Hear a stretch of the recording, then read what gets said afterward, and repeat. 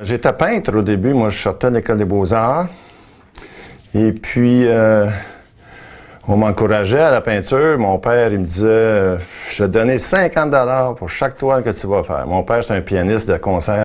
Il voulait que je devienne un grand peintre. Et puis, moi, je me disais, oh, toute ma vie, là, me réveiller à 3 heures du matin, rêver à une tache de mauve. Non.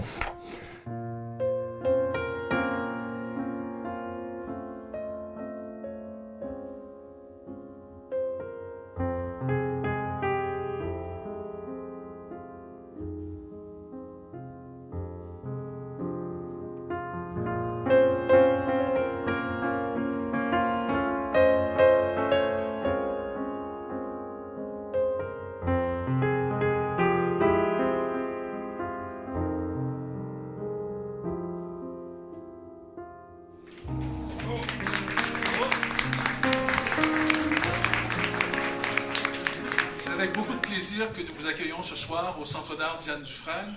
C'est une exposition importante, je dirais majeure, dans l'œuvre de Pierre Dury. C'est 50 années de carrière que vous avez sous les yeux. Et je dirais que c'est un mince échantillon. Le corpus d'œuvres est encore plus important. Dans un premier temps, il me fait plaisir de vous présenter Mme Chantal Deschamps, la mairesse de Repentigny. Comme François vient de le dire, c'est vraiment une rétrospective de 50 ans, en fait, qu'on voit, certainement un mince échantillon qu'on voit sur nos murs, mais qui en dit long sur le talent de Pierre. On a vu à travers les années, ça nous fait revivre toutes sortes d'émotions en revoyant des visages qu'on a vus, dans le fond, vieillir. Alors, à travers le temps, chez des artistes, chez des gens qui ont mené des vies publiques, politiciens, politiciennes, de tous les domaines. Alors ça, c'est vraiment extraordinaire de voir comment Pierre, derrière l'objectif, pose son regard. Bien sûr que c'est cette initiative-là, François se tient certainement dans l'ombre derrière moi, mais je vous dirais que s'il y a quelqu'un qui mérite des applaudissements et qu'on reconnaisse, dans le fond, sa persévérance pour que cette exposition voit le jour chez nous dans ce centre d'art extraordinaire qui est le Centre d'art de Diane Dufresne et qui est à l'image de la mission de ce merveilleux équipement chez nous à Repentigny. C'est la démocratisation de la culture et sous différents angles. Et là, aujourd'hui, en fait, et tout le temps des fêtes, on va le passer avec l'œil de Pierre Dury, et celui qui est l'instigateur, celui qui nous a, nous, à notre niveau, les élus, vraiment fait la promotion de cette exposition-là, qui a bien sûr sollicité l'artiste et photographe Pierre Dury, et qui l'a bien sûr convaincu à venir ici. C'est François Renaud. Merci. Alors, bienvenue. Je vais laisser la parole à ceux qui pourront mettre du contenu sur l'œuvre qui nous est présentée. Merci. Bonsoir. Puis je me suis présenté à Photo Vedette. Et on m'a engagé. Et puis là, j'ai commencé à rencontrer tout le show business. Là, c'était comme Michel Richard, René Martel, Chantal Paris, Céline Namès, Daniel Ouimet, Charles Lebois, Dubois, Diane Dufresne. Et puis, je faisais tout ça bien relax. Puis les nuits rock'n'roll avec Pagliaro, puis avec Boule Noire, puis avec Tony Roman, puis ça, j'en ai vu une coupe. Puis j'avais 25 ans, tu sais, c'était le temps C'est comme ça que j'ai commencé. J'ai connu Pierre d'abord comme photographe, ensuite comme voisin, puis finalement comme ami. Et j'aime Pierre parce que c'est un artiste intègre, tellement intègre que très souvent il ne réclame même pas son dû. C'est pour vous dire. Depuis longtemps, il est doué pour la photo, la peinture et pour cuisiner un ossobuco quand il nous reçoit chez lui. J'aime Pierre parce qu'il aime les femmes, mais de la bonne façon, attention. En les photographiant, il nous donne confiance en nous. Pas en les photoshopant, mais en leur faisant sentir qu'il les aime. Non seulement il a été présent sur tous les plateaux de tournage du Québec et d'ailleurs, mais Il a fait les plus belles photos de femmes, des photos de Diane Dufresne extraordinaires depuis de tout début. Mais il y a aussi les défauts d'un artiste. Il ne sait pas se vendre. Et puis il est lent. Il parle de ses projets longtemps avant de les mettre en marche. Et nos gouvernements ont beau nous assurer que l'économie va très bien, les artistes intègres gagnent difficilement leur vie. Mais au moins, cet album de photos de Marjo, qu'il a fait il y a 101 ans, il a fini par le sortir. Et tout ça grâce à l'aide d'une femme, une amie, Lise Lafontaine, qui lui a un peu poussé dans le dos et qui a mis les choses en place pour que ça puisse se réaliser. Alors, à partir de ce soir, je vais vous dire que je suis ravie de pouvoir non seulement revivre ma jeunesse, parce que tous les gens que je vois en photo, je les ai connus, je les ai fréquentés, je les ai aimés, je les aime encore. Mais il y en a beaucoup qui nous ont quittés, ça me fait de la peine. Mais je suis ravie que Marjo soit immortalisée dans ce recueil de poèmes que Pierre lui a consacré. Et puis là, je vois une grande photo sur le mur, c'est Marjo. Et puis le rire, comme on y connaît, là, le rire éclatant, là, puis là, puis là, je suis tombé en amour, là, mais d'aplomb. D'aplomb. Ça, je le souhaite à tout le monde. Elle était bien plus jeune que moi, Marjo. Elle avait quoi, 9 ans de plus jeune? Elle avait 19 ans, je pense, dans le temps. Petite blonde, mais très bien dans sa peau, là, puis... Alors, j'ai commencé à faire des photos d'elle. Bonsoir, c'est moi la pousseuse dans le dos. Mais l'exposition ici, c'est Pierre. Ça fait 2 mois que j'ai pas vu Pierre, donc il a dû faire quelque chose tout seul. Photographier une société pendant 50 ans, es-tu content de te le faire rappeler une autre fois, Pierre, un demi-siècle? Ça prend non seulement un immense talent et de la passion, ça prend de la ténacité et peut-être une petite once d'entêtement. Au fond, ce que Pierre nous offre ce soir, c'est un peu notre album de famille québécoise.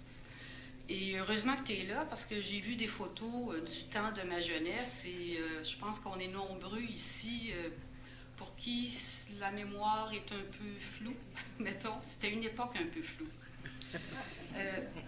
Pierre est un grand artiste de la lumière. C'est un grand portraitiste qui saisit l'âme des gens qu'il photographie. Et je suis tellement heureuse ce soir que ce grand artiste de la lumière qui a choisi de vivre sa vie dans l'ombre ait enfin les projecteurs tournés sur lui. Alors, bonne soirée. Maurice Richard meurt. Félix Leclerc était mort, puis j'avais une photo de lui bien ordinaire. Oscar Peterson était presque plus dans le champ. Je me disais, dis-moi pas que moi toutes les manqué. Puis là, je me suis dit, il faut que je les photographie avant qu'ils meurent. Alors là, c'est là que j'ai commencé à photographier tout le monde, à les appeler à mes frais. Bonjour monsieur, mon nom est Pierre Dury. Je suis un grand admirateur à votre travail. J'aimerais beaucoup vous faire des photos de vous. Seriez-vous intéressé à m'accorder 1 heure ou 2 pour une séance? Le premier, ça a été Michel Chartrand. Et puis après ça, Raymond Lévesque. Puis après ça, tranquillement, là, il rentrait 3, 4, 5, 10, 15, 20. Puis il n'y en a pas beaucoup qui refusaient, mais c'était toujours des gens d'un peu de ma génération. Moi, quand j'ai connu Gilles, j'ai connu Pierre. Et puis Pierre, il était pas mal tout le temps chez nous, parce que tu restais en bas, tu sais, derrière. Puis il faisait de la photo, puis j'aimais tellement ça, faire de la photo avec Pierre. Je l'ai tellement harcelé tout le temps. Pierre, on peut-tu faire des photos? On peut-tu faire des photos? À un moment donné, j'entends dire que Donald Sutherland tourne un film avec Claude Fournier en Saskatchewan. Ah ben là, je me dis Sutherland. Je venais juste de voir MASH, le film de Altman, puis je l'avais trouvé bon dans ça. Je me dis, j'aimerais ça rencontrer ce gars-là. Puis là, je m'en vais voir Fournier. Il ne me reçoit pas, trop occupé. Je retourne une deuxième fois. ne marche pas, trop occupé. Puis là, je suis dans mon studio dans le Vieux-Montréal, dans le Saint-Sulpice, en train de shooter une belle Danoise. Puis là, il rentre. Puis il dit, Palette, tu veux travailler sur mon film? Je dis, ouais. Il dit, on est en Saskatchewan dans 3 semaines, ton bien est prêt, on travaille 2 mois là-bas, puis on t'attend. All right. J'ai fait 100 films depuis. Mais c'est le fruit du hasard. Je veux dire, si ça n'avait pas été que j'avais envie de rencontrer Sutherland, j'aurais peut-être jamais fait de film.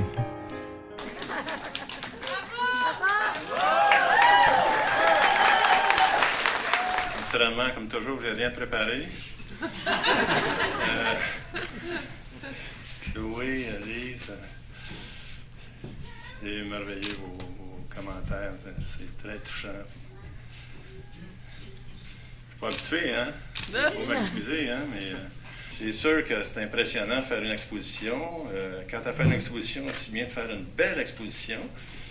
Et puis quand tu as de l'argent pour la faire, ça, c'est le fantastique. Ça fait que la première personne que j'ai appelée, c'est Cédric Lotte. Un vieux chum à moi qui est un directeur de création et puis qui m'a toujours bien impressionné, un grand artiste, un dessinateur extraordinaire. Puis j'ai dit, Cédric, il faut que je fasse une exposition au Centre d'art Diane Dufresne. Qu'est-ce que je fais? Là, Cédric, il me dit, il faut que tu fasses ça grand! Fait que j'ai fait ça grand. Et puis, après ça, Lise, j'étais avec Lise, puis on était en train de souper tout près d'ici, puis elle me dit, moi, t'as sponsorisé, moi, parce que j'avais dit, hey, je vais en profiter, je vais photographier du monde pendant ce temps-là. Puis ce que j'ai le plus au monde, j'aime bien ça, photographier le monde, mais les appeler, puis dire, bonjour, monsieur, mon nom est Pierre Dury, je suis un grand photographe. J'aimerais tellement vous photographier, patati patata, puis ça, j'ai ça. Faire la photo, là, n'importe quand, les jours d'attente, c'est fou. Fait que là, Lise, elle me dit, appelle Carole Mondello, elle va t'arranger ça. Là, on appelle Carole. Puis là, Carole, elle t'a passé ça au cash d'aplomb. Là, j'en ai photographié 15 dans un mois. Puis, au départ de tout, il y a une personne qui était mon mécène. J'ai jamais eu de mécène dans ma vie, je savais même pas que ça existait au Québec. Puis, je sais pas, lui, il croyait en moi, puis il s'appelait Michel Burian. Puis, lui, son trip, c'est d'aider les artistes, puis je comprenais rien parce qu'il était même pas riche. Il dit, comment tu fais pour aider les artistes de même? Puis il me baquait tout le temps, puis là, lui, il m'achetait des photos à temps. Puis il était avec Daniel Blouin. Là, chez moi, Daniel Blouin, là, Daniel, elle disait jamais un mot, elle s'assoyait. Là, mon Michel, il rappait. Puis là, il me disait, ouais, ça, je l'avais. Celle-là, je l'avais. Non, c'est pas celle-là. Celle-là, comment tu veux pas celle-là, man? Non, celle-là. Puis à un moment donné, il m'envoie, je l'appelle, et puis il est mort. Il est mort, paf, de même, du jour au lendemain, il doit avoir, je sais pas, 55, 60 ans. Puis il était en pleine forme, je l'avais vu 2 jours avant. Ça fait que ça a fait comme, wow! Mais lui, je vais le remercier parce qu'avant même que je commence quoi que ce soit, quand j'ai dit, je vais exposer au Centre d'art, il me dit, moi je t'aide, je te back, je te donne le temps. All right. Puis quand il est décédé, là, j'ai demandé à Daniel, j'imagine que ça ne marche plus. Elle a dit, non. Il t'a dit qu'il donnait de l'argent, on te donne de l'argent. Fait que ça m'a bien aidé cet argent-là. Puis après ça, Colin, Éloi de rap, je ne sais pas s'il est là. Éloi, il m'assistait dans toutes mes sessions. Gratis. Et puis, le meilleur gars au monde. Puis après ça, ah oui. Ben oui, ici, François Chabot, ça c'est mon imprimeur. C'est avec lui que j'ai passé un mois à tout imprimer ça. Et puis, c'était rock'n'roll. Mais il était extraordinaire, il m'a sauvé la vie, je ne sais pas combien de fois. Lui, il m'a dit, mon ordinateur a crashé, il m'a monté un ordinateur, il était arrivé avec une boîte, il a tout mis des affaires dedans. Il dit, ah ouais, saute. Puis je veux remercier tout le monde d'être venu, c'est tellement gentil. Écoutez, je ne suis pas tellement habitué à être en face de même, là, puis j'en reviens pas qu'avec toutes les vedettes qu'il y a ici, c'est moi la star.